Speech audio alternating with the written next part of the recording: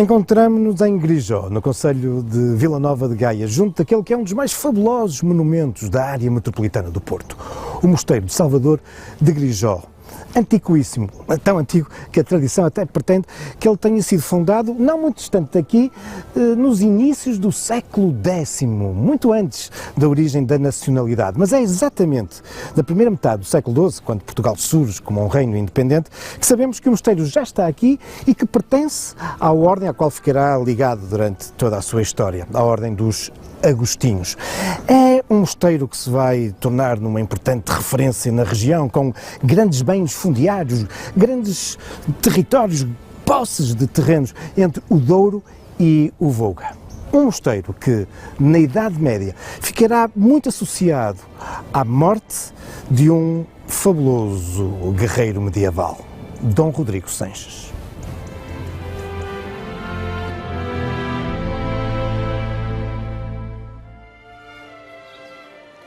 Afonso Sanches é uma personagem importante dos finais da primeira metade do século XIII. Ele morre em 1245. Estamos a falar de um príncipe, filho do nosso segundo monarca, Dom Sancho I. Um filho ilegítimo, resultante de uma ligação de Dom Sancho com uma das suas famosas amantes, Dona Maria Paz Ribeira, a Ribeirinha.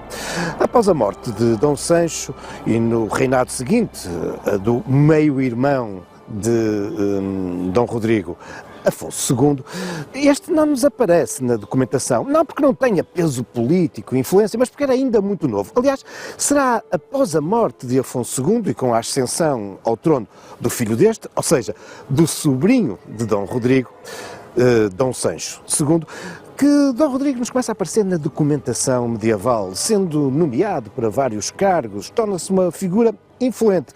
Mas este reinado de Dom Sancho II vai ser caracterizado por uma crescente tensão entre o rei e o seu irmão, Dom Afonso de Bolonha, o bolonhês. Uma tensão que acabará por explotar mesmo uma guerra civil que vai levar à queda do rei e à ascensão ao trono de Afonso, o bolonhês, Afonso III. Ora, é neste contexto que Dom Rodrigo Sanches se coloca não ao lado do rei, Dom Sancho II, mas ao lado de Dom Afonso, o futuro Afonso III. E em 1245, naquela que é considerada o primeiro confronto desta guerra civil, que irá durar até 1248, nesse primeiro confronto vai ter lugar aqui nas proximidades. É conhecida como a Lide do Porto, ou a Lide de Gaia, ou até a Lide de Grijó. Rodrigo Sanches está à frente das forças de Dom Afonso. Mas deste confronto ele acabará por ser ferido, mortalmente ferido.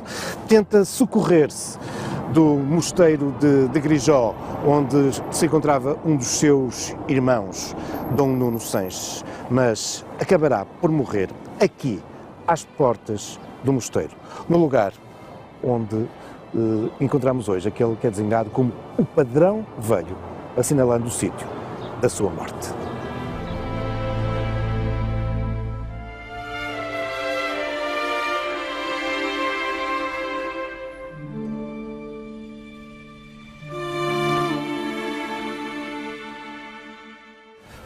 Mortalmente ferido nessa Lide de Gaia, esse primeiro confronto da Guerra Civil de 1245-48, Rodrigo Sanches já não chega com vida aqui ao Mosteiro de Grijó, para onde é transportado. Acabou por falecer, como vimos, no lugar que hoje é designado como o Padrão Velho. Ele é transportado para este mosteiro onde professavam dos seus irmãos, Dom Nuno Sanches, que de resto acabará por falecer também pouco mais de um ano depois, em dezembro de 1246.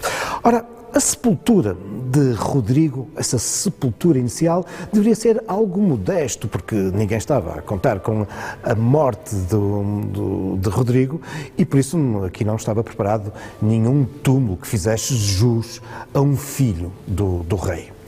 Mas, cerca de 20 anos depois, em 1264, uma sua irmã, Dona Constança Sanches, mandará produzir um túmulo magnífico, uma peça de arte relevante, muito bela do ponto de vista artístico e com diversos motivos de interesse. É, por exemplo, provavelmente a segunda sepultura, o segundo túmulo medieval português a ter uma representação, uma estátua jacente do tumulado.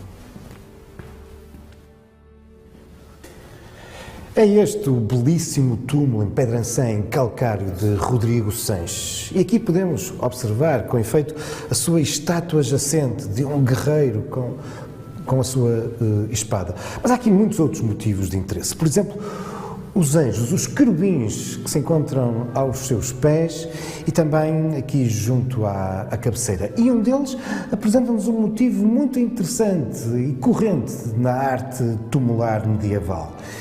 Este querubim, este lençol, recolhe o que parece ser uma criança, mas afinal mais não é do que uma representação da alma do falecido que lhe saiu pela boca no momento da sua morte. Um outro pormenor é este profundo sulco que podemos observar no rosto de Rodrigo Sanches. Ora, diz-nos a tradição que a causa da sua morte foi a entrada de uma adaga sob o maxilar inferior e que depois saiu no rosto. E por isso, este sulco representaria exatamente isso. Claro que não estamos isentos da possibilidade deste sulco ter sido gravado posteriormente. Isto porque no início do século XVII, este túmulo foi colocado num arco sólio, embutido numa cavidade no claustro do mosteiro. E durante muitos séculos ele foi objeto de maus tratos por parte dos homens, que não raras vezes aqui gravaram os seus nomes, as suas datas e aqui sulcaram muitos riscos. Mas muito recentemente, a importância patrimonial, artística deste túmulo foi reforçada. Com efeito, quase 400 anos depois de ter sido embutida nesse arco sólio, esta peça tumular foi daí retirada e, de novo, é possível observar as 4 faces do túmulo. Com efeito, até aí, só esta face é que era visível. Também ela bastante degradada pela ação dos homens. E tinha aqui uma representação algo misteriosa que deu origem a muitos estudos dos nossos historiadores de arte ao longo dos tempos. Com efeito, é evidente o que aqui está representado. Cristo, só que depois, em vez dos habituais 12 apóstolos, nós temos aqui 13 figuras. Obviamente, não são 13 apóstolos. E dá-se a circunstância de uma delas, exatamente a última, nos aparecer coroada.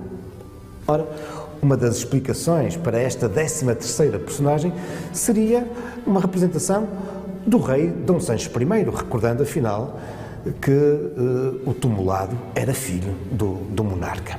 Só que, ao ser retirado o túmulo desse arco sólio, hoje em dia já conseguimos perceber o que se passa. Com efeito, este rei é apenas o primeiro dos 3 reis magos que aqui, na face da cabeceira, nos aparecem indo adorar o menino Jesus. Temos aqui na cabeceira uma representação da Epifania, reforçada por um outro motivo muito belo da apresentação do menino Jesus no templo. Estamos, afinal, aqui na cabeceira, perante o início de um ciclo da vida de Cristo, da redenção, que vai culminar exatamente no lado oposto. Com efeito, aos pés de Rodrigo Sanches, aparece-nos o encerrar desse ciclo com a crucificação. Também aqui estamos perante uma belíssima cena e muito bem preservada, 400 anos encostada a uma parede. É um Cristo da clara transição do românico para o gótico. O perisónio, os panos da paixão, são agora já um pouco mais curtos. Também é verdade que nos aparecem aqui as costelas bem definidas para nos indicar as chagas.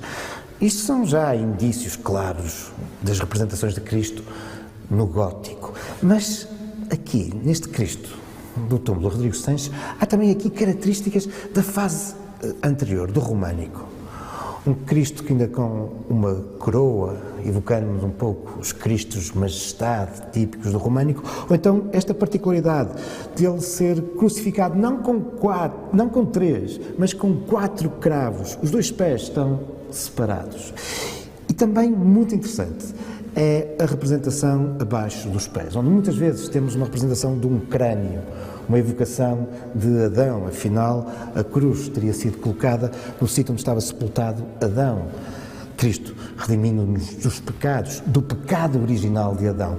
Só que aqui, em vez de um crânio de Adão, temos a própria representação de Adão. Enfim, mais um dos motivos de interesse desta sepultura e que até muito, muito recentemente estavam ocultos. Mas há mais.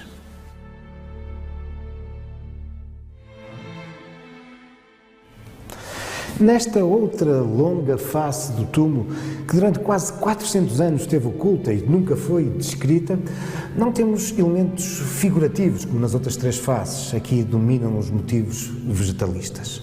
Mas há aqui um aspecto muito curioso. Se é verdade que se resolveu agora o mistério da 13ª personagem, em compensação, esta face remete-nos para um enigma. Que fazem aqui estas vieiras? Seríamos tentados a fazer uma associação aos caminhos de Santiago, mas nenhum documento nos indica que o príncipe Rodrigo Sanches alguma vez tenha feito a sua peregrinação até Compostela. Enfim, motivos para se continuar a prestar muita atenção e investigação a este belíssimo túmulo.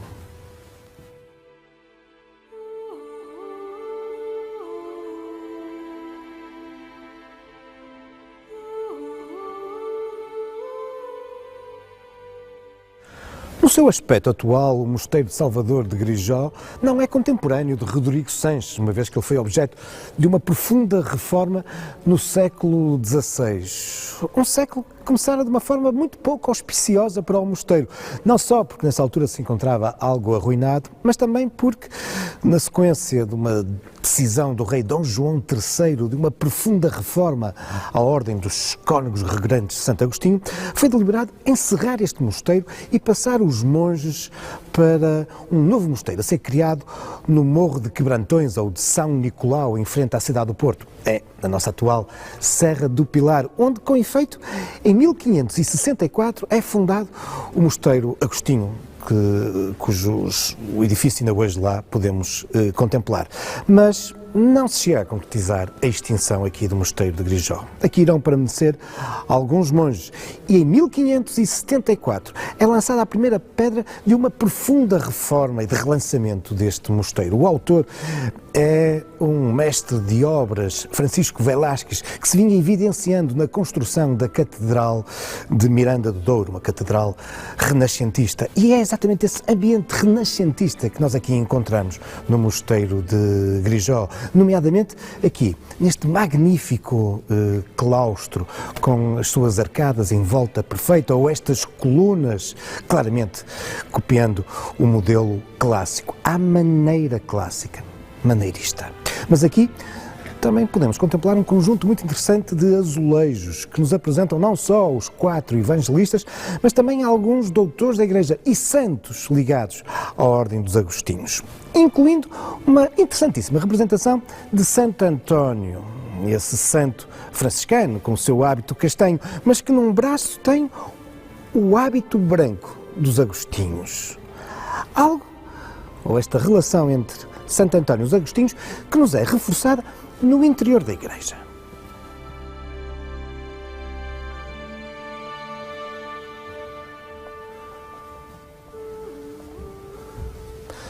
Com efeito, aqui no interior da igreja do Mosteiro de Salvador de Grijó, encontramos uma representação não muito habitual de Santo António, ali, vestindo uma indumentária totalmente branca.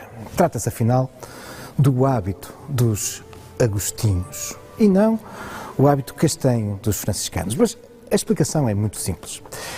É que antes de se tornar franciscano, Santo António tinha pertencido à ordem dos agostinhos.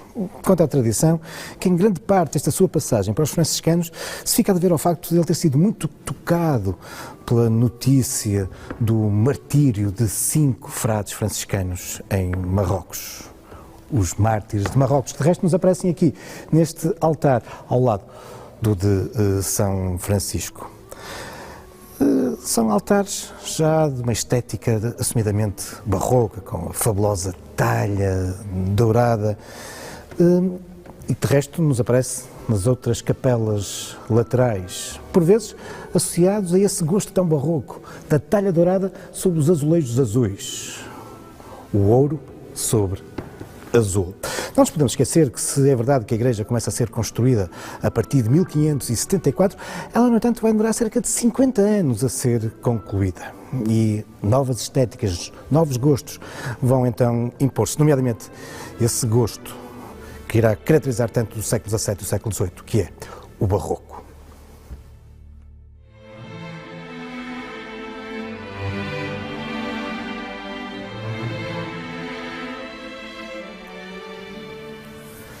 Debruçado sobre a igreja, desenvolve-se um espaço de grande importância na vida diária do mosteiro. É o coro alto. Aqui, diariamente, os monges passavam muito tempo assistindo às cerimónias religiosas, mas também em oração, em reflexão e, por vezes, em debate conjunto sobre questões teológicas ou questões comezinhas do dia-a-dia, assuntos que tinham que resolver em torno do mosteiro. E este é também um espaço muito marcado pelo barroco. Com efeito, temos aqui uma peça verdadeiramente excepcional. Um cadeiral produzido nos finais do século XVIII, constituído por 42 cadeiras que se desenvolvem numa forma de U. Este é um espaço, o coro alto, onde os monges deviam permanecer numa postura rigorosa de adoração a Deus, o que lhes implicava permanecer muito tempo em pé.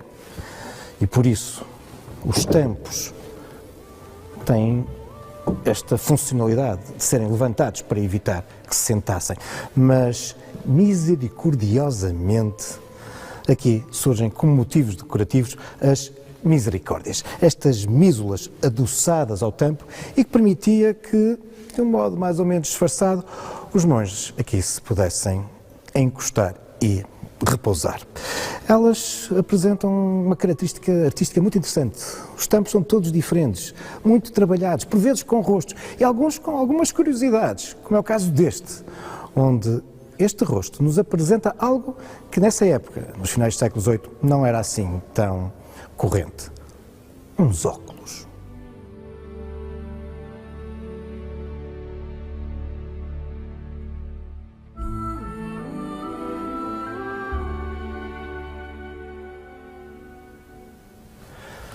A mais bela e imponente intervenção barroca é, no entanto, aquela que nós podemos observar aqui na Capela Mor. Trata-se do seu retábulo, do seu altar-mor, uma obra do século XVIII em estilo de João V. No entanto, esta capela é obviamente mais antiga, não nos podemos esquecer que as obras tinham sido concluídas em 1626. Dessa época temos aqui também imponentes vestígios, nomeadamente os caixotões graníticos no teto, com um tipo de decoração muito renascentista, maneirista. Também os azulejos que recobrem parte aqui da Capela Mor, onde, num arcossóleo, podemos observar também uma urna em madeira que guarda os ossos, os restos mortais de Rodrigo Sancho. Mas é, no entanto, o altar-mor onde a nossa atenção se fixa. O altar-mor onde podemos observar duas imagens muito queridas ao mosteiro. Desde logo a de Santo Agostinho, fundador da ordem, e também a de um santo português. O primeiro santo português, São Teotónio, que foi de resto um dos fundadores do mosteiro de Santa Cruz de Coimbra, dos Agostinhos, dos Cônegos Regrantes. Neste altar há também aqui uma peça verdadeiramente excepcional, uma tela, pintada em 1795 por Pedro Alexandrino. Representa-nos a transfiguração de Cristo. E é uma tela que só se pode observar em determinados momentos litúrgicos do ano, em que essa tela é descida para ocultar o trono do Santíssimo. Mas esta é outra das curiosidades e de grande importância patrimonial desta igreja, é que o mecanismo que permite subir e descer esta tela é verdadeiramente gigantesco. São precisas 4 pessoas para o fazer mover.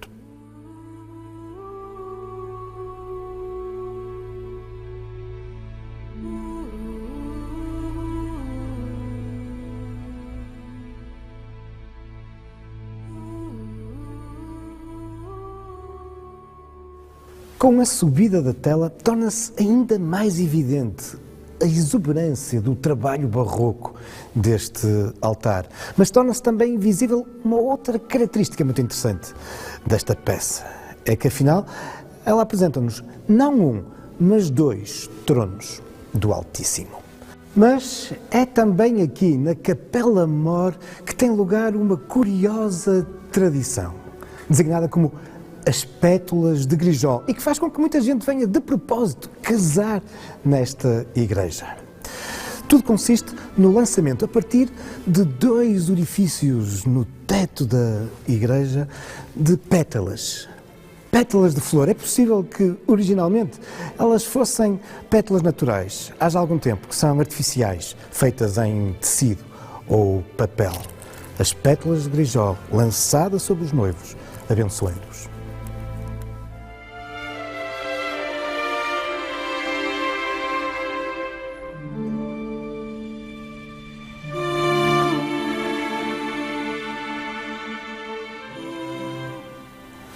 É muito conturbada a história final do mosteiro de Grijol. Em 1770, às ordens do Marquês de Pombal, o mosteiro é extinto e os bens passam para o convento de Mafra. Mas pouco depois, no reinado de Maria I, os cônegos regressam. Contudo, no início do século XIX, em 1809, as invasões francesas deixarão aqui as suas marcas. E já em 1834, na sequência da Revolução Liberal e da extinção das ordens religiosas, definitivamente, o mosteiro era encerrado, os seus bens vendidos em asta pública. 9 séculos depois, terminava a história do mosteiro.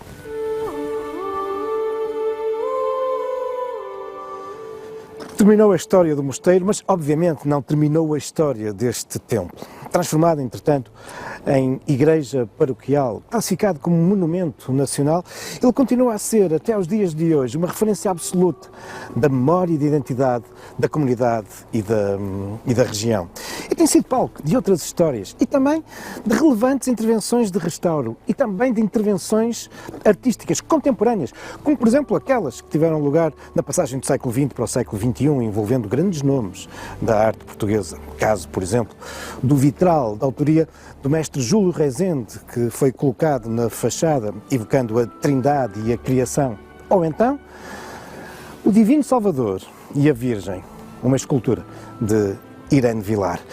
Mas a história dos monumentos, a sua qualificação, a identidade deste património, passa também, nos nossos dias, por intervenções contemporâneas qualificadas. E tem acontecido noutros casos, mas isso são já outros factos, também algumas lendas, futuros caminhos da história.